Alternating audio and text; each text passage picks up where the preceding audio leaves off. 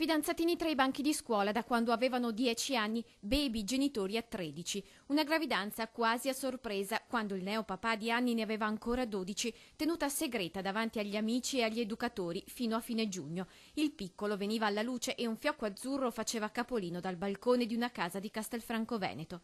E oggi che il bimbo ha 3 mesi, la notizia compare sul Gazzettino e fa il giro della provincia e poi dei siti nazionali. Questo non dovrebbe succedere se i genitori educano bene i figli. Non fargli sentire il fiato sul collo, però quantomeno essere più presenti. Dovranno lavorare i nonni lì.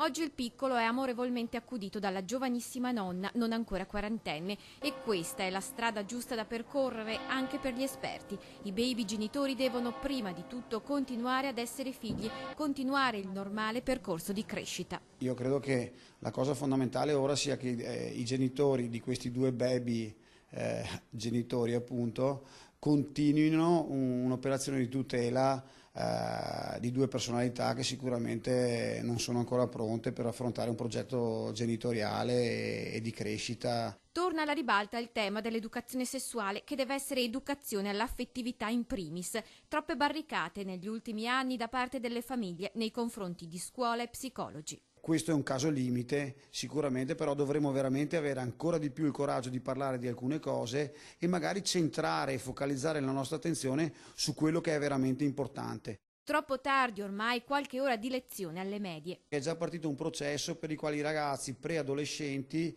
sono quasi impermeabili in tante scuole, lo so per certo.